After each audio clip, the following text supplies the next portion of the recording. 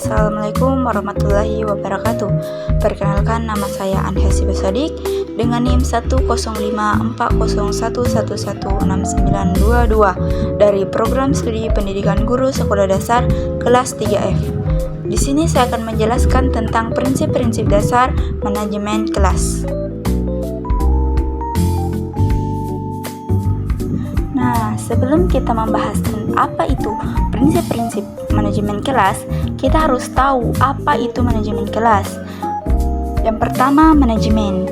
Menurut Kamus Bahasa Indonesia, manajemen adalah proses pemakaian sumber daya secara efektif untuk mencapai sasaran yang telah ditentukan dan penggunaan sumber daya secara efektif untuk mencapai sasaran.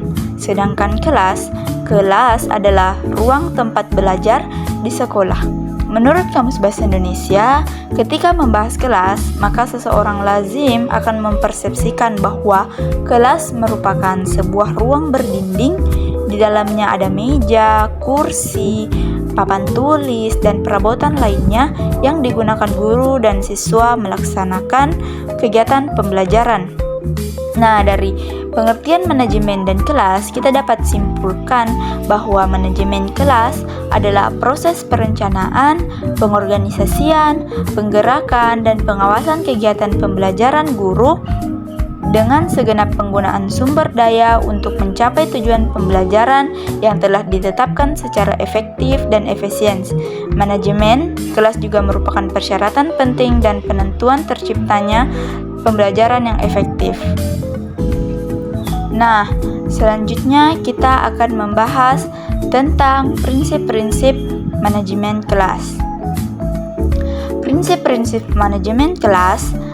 Dalam manajemen kelas, terdapat beberapa prinsip yang harus diperhatikan sebagai persyaratan menciptakan satu model pembelajaran yang efektif dan efisien. Yaitu yang pertama, prinsip kesiapan. Readiness.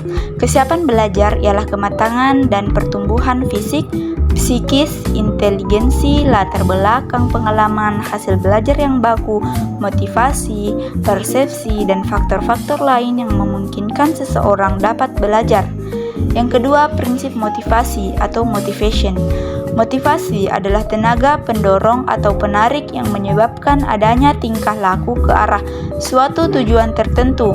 Adanya motivasi pada peserta didik, maka akan bersungguh-sungguh menunjukkan minat, mempunyai perhatian dan rasa ingin tahu yang kuat untuk ikut serta dalam kegiatan belajar, berusaha keras dan memberikan waktu yang cukup untuk melakukan kegiatan tersebut, serta terus bekerja sampai tugas-tugas tersebut terselesaikan. Yang ketiga, perhatian. Prinsip perhatian. Perhatian merupakan suatu strategi kognitif atau yang mencakup 4 keterampilan, yaitu berorientasi pada suatu masalah, meninjau sepintas isi masalah, memusatkan diri pada aspek-aspek yang relevan dan mengabaikan stimuli yang tidak relevan dalam proses pembelajaran. Perhatian merupakan faktor-faktor yang besar pengaruhnya. Selanjutnya, prinsip perseps. Dari prinsip persep ada 3 bagian. Yang pertama, makin baik persepsi mengenai sesuatu, makin mudah peserta didik belajar mengingat sesuatu tersebut. Yang kedua, dalam pembelajaran perlu dihindari persepsi yang salah karena hal ini akan memberikan pengertian yang salah pula pada peserta didik tentang apa yang dipelajari. Dan yang ketiga, dalam pembelajaran perlu diupayakan berbagai sumber belajar yang dapat mendekati benda sesungguhnya sehingga peserta didik memperoleh persepsi yang lebih akurat. Nah, yang terakhir, prinsip transfer. Transfer merupakan suatu proses di mana sesuatu yang pernah dipelajari dapat memengaruhi proses dalam mempelajari sesuatu yang baru. Dengan demikian, transfer berarti pengaitan pengetahuan yang sudah dipelajari dengan pengetahuan yang belum dipelajari. Pengetahuan atau keterampilan yang diajarkan di sekolah selalu diasumsi atau diharapkan dapat dipakai untuk memecahkan masalah yang dialami dalam kehidupan atau dalam pekerjaan yang akan dihadapi kelak.